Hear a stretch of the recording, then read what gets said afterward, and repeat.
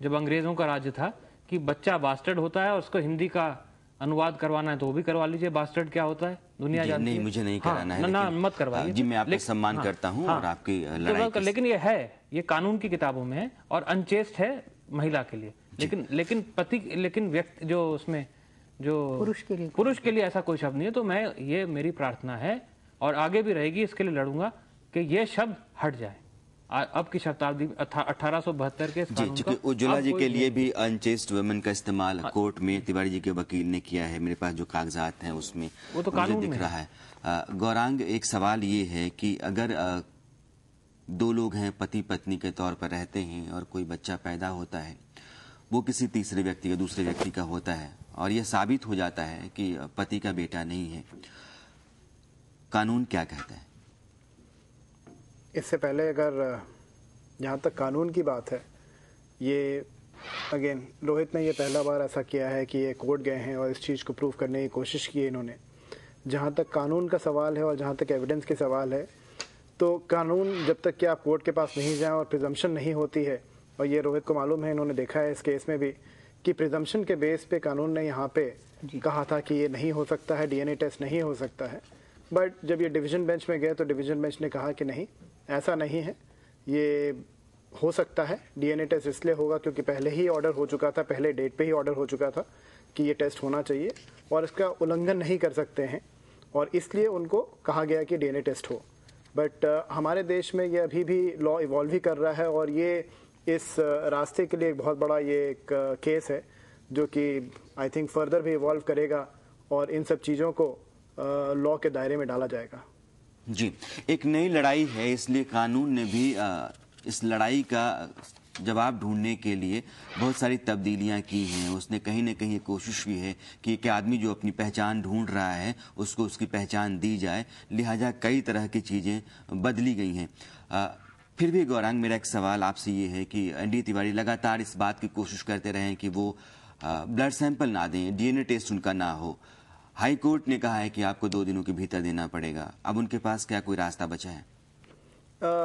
वो supreme court भी गए थे पहले, एक जो ऑर्डर हुआ था जिसमें कि इनको कहा गया था कि उनको डीएनए टेस्ट के लिए उनको करना चाहिए, तो वहाँ पे कोई उनको स्टे नहीं मिला था और ये मैटर अभी भी सुप्रीम कोर्ट में आई थिंक पेंडिंग है, सब जुडिस है और ये भी चल रहा है।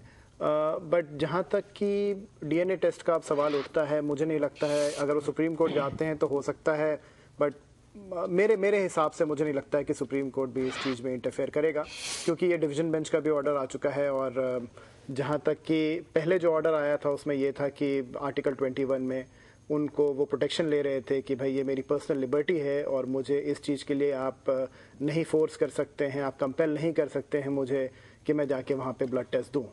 बट इन सब दलीलों को कोर्ट ने नहीं माना है और उनको ये आदेश दिया गया है, यहाँ तक कि ये कहा गया है कि अगर वो नहीं इसके लिए तैयार होंगे तो पुलिस फोर्स करके उनसे डीएनए टेस्ट करवाएगी। वेदांत, एक सवाल कि ब्लड सैंपल देना नहीं देना, मुझे लगता है कि कहीं ना कहीं फंडामेंटल राइट के दायरे में आता होगा कि मुझे क्या करना है क्या नहीं करना है, और इतने दिनों तक लड़ाई चली है तो इस बात को भी कोर्ट ने कहीं ना कहीं मद्देनजर रखा होगा। लेकिन अब अगर उनको ये आदेश दिया गया है तो क्या इसलिए कि कोर्ट को लगता है कि समाज में एक आदमी की अपनी पहचान, उसका पितृत्व, उसका अपना वजूद फंडामेंटल राइट से ज़रूरी है?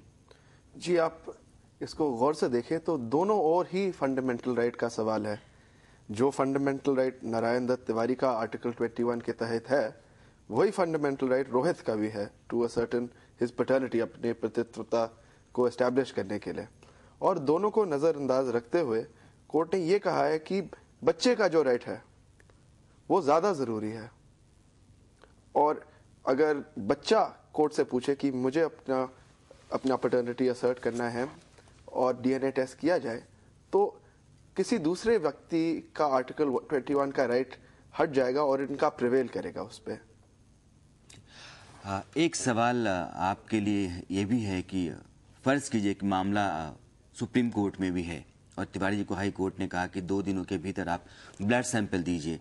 अगर वो सुप्रीम कोर्ट में इस बात की गुजारिश करते हैं कि जब तक सुप्रीम कोर्ट अपना फैसला नहीं सुनाता है तब तक ब्लड सैंपल देने के लिए दबाव न डाला जाए, तो उनको थोड़ी राहत मिल सकती है? जी, इसको सुप्रीम कोर्ट ने ही स्पष्ट कर रखा है। जो 1 मई को जो ऑर्डर किया था सुप्रीम कोर्ट ने, उसमें स्पष्ट रूप से ये कहा गया है कि the pendency of the appeal in the supreme court, जो अभी उनके सामने प्रोसीडिंग्स है, उसकी पेंडेंसी से हाई कोर्ट से को कुछ फर्क नहीं पड़ेगा। हाई कोर्ट आगे बढ़ेगा, हाई कोर्ट अपना डीएनए टेस्ट कराएगा और हाई कोर्ट के सामने ये नहीं कहा जा सकता कि वहां सुप्रीम कोर्ट में पेंडिंग है मामला। वेदांत, आप ये कह रहे हैं कि अब सुप्रीम कोर्ट में जाने ना जाने का मसला नहीं है, हाई कोर्ट ने जो फैसला सुना दिया है उसके मुताबिक एनडी तिवारी को ब्लड सैंपल अपने डीएनए टेस्ट के लिए देना होगा? जी, ऐसा भी नहीं है। उनके पास लीगल राइट है सुप्रीम कोर्ट जाने के लिए। जो ऑर्डर पास हुआ है जिसके तहत ये कहा है कि बाय फोर्स उनका सैंपल ले सकते हैं, उसका उनका लीगल रेमेडी है, लेकिन उसको एंटरटेन करती है कोर्ट उनका पास कॉन्डक्ट देखते, इस केस की हिस्ट्री देखते हुए, वो देखना पड़ेगा। इसमें एक चीज बस मैं ऐड करना चाहूंगा। हो सकता है सुप्रीम कोर्ट इस चीज को ना रोके कि वो डीएनए टेस्ट होना चाहिए, बट रिपोर्ट हो सकता है सुप्रीम कोर्ट उसको विथहोल्ड कर दे जब तक कि ये केस की सुनवाई सुप्रीम कोर्ट में नहीं हो जाती है पूरी। हो सकता है ऐसा, कुछ दिनों के लिए रोक दें। जी उज्ज्वला जी, ये लड़ाई 5 साल की हो गई है जी। इन 5 वर्षों में कभी एनडी तिवारी ने आपसे फोन पे ही सही बात की हो कि इस लड़ाई को रोक दीजिए? देखिए, जिस व्यक्ति ने आज मेरे बेटे को, रोहित को, इसका स्वास्थ्य, मैं इसको कहना भी नहीं चाहती हूँ बार बार, बहुत मेरे लिए एक बहुत ही कष्टप्रद और दुखद सत्य है, लेकिन 2007 में इसको हार्ट अटैक और ब्रेन हैमरेज हुआ और नयनदत्त तिवारी के पास सारे मेडिकल सर्टिफिकेट जो डॉक्यूमेंट्स हैं उनके अंदर मौजूद हैं। उनके पास सारे डॉक्यूमेंट्स गए हुए हैं कोर्ट के और उनको इसके बारे में मालूम है, लेकिन आज तक उनकी तरफ से कभी कोई कुशल क्षेम को लेकर के, इसके स्वास्थ्य को लेकर के एक बार भी कहीं कोई सहानुभूति का या कोई कुशल क्षेम पूछने का फोन नहीं आया। ऐसे में आप क्या अपेक्षा करते हैं कि हमारी ओर से कैसे कोई संवाद हो सकता है? कोई संवाद नहीं हुआ है और यदि कोई कहता है तो वो भ्रमित कर रहा है लोगों को। जी, रोहित, आपने आखिरी बार कब कोशिश की थी तिवारी से मिलने की? 7 दिसंबर 2005 को। जी, मैं ताज मानसिंह, जब ये इनका कोई बिल गेट के साथ कोई मीटिंग हो रही थी, उस समय मुख्यमंत्री थे। हाँ, सब मुख्यमंत्री थे जी। तो उन्होंने काफी बेइज्जत किया उस दिन। हम लोग गए तो उसी दिन जब मैंने एक पर्ची दी कि आप मुझसे 10 मिनट मिल के जाइए, मेरी तबीयत ठीक नहीं है, मैं अपना IAS का इम्तिहान देना चाहता हूँ या अपने वकालत के लिए बाहर जाना चाहता हूँ, आप मुझे 10 मिनट का वक्त दीजिए और ये इस मामले को सुलटाइए, कम से कम मेरी माँ को आप सही रूप जो है, इज्जत जो है, उनका स्थान है, उनको दीजिए, ये ठीक नहीं चल रहा है। ये पर्ची दी तो उन्होंने वो पर्ची फाड़ के अपने कमरे के, जो भी उनका कमरा जो बुक था, वो उसमें पर्ची को उन्होंने फेंक दिया। तो मैंने वहाँ फैसला कर लिया कि अब इनसे संवाद करने का प्रयास भी करना जो है बेकार है। बेकार है। उसके बाद से आपने कोई संपर्क मतलब नहीं किया, कोई बातचीत नहीं हुई? उसके बाद जब आप कोर्ट में आए तो मैंने उन्हें कह दिया कि लेकिन अब जो है ये लड़ाई जो है ये बहुत आगे तक जाएगी, मुझे नहीं पता कैसे कहाँ जाएगी, लेकिन बहुत आगे जाएगी। मैंने तभी कह दिया 2005 में। जब आप कोर्ट में आए, नहीं, उस दौरान भी 2007 में आया मैं। हाँ, लेकिन उस दौरान भी उन्होंने आपसे संपर्क नहीं किया, आपसे नहीं पूछा कि आप ऐसा क्यों कर रहे हैं? वो आखिरी संवाद था मेरा। आखिरी संवाद था। उज्ज्वला जी, कभी आपका और उनका आमना सामना हुआ इन 10 वर्षों में? कभी 10 वर्ष 2005 के बाद से अब लगाएं आप तो कितना है, 7 वर्षों में 2012 है। हाँ, इन 7 वर्षों में कभी आमना सामना नहीं हुआ। 2005 में कब मुलाकात हुई थी? 2005 में मैंने आपको बताया जो जन्मदिन था 18 अक्टूबर 2005। जी, बस वही अंतिम भेंट थी, जिसमें रोहित कह रहे हैं कि अलग कमरे में जाकर के जी, कैंडल जला लीजिए और केक काट लीजिए। जी बिल्कुल।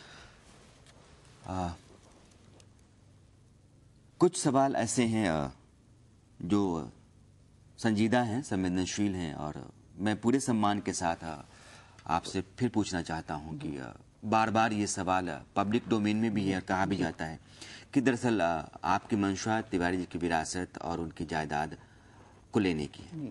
देखिए, इसके विषय में मैं एक ही उत्तर दूंगी। मेरे पास पहले ही बहुत बड़ी विरासत है मेरे पिता की। मेरे पिता केंद्र में मंत्री रहे। मेरे पिता की इंटेग्रिटी, मेरे पिता का सम्मान जितना अधिक है, शायद नारायण तिवारी का उतना सम्मान बिल्कुल नहीं है।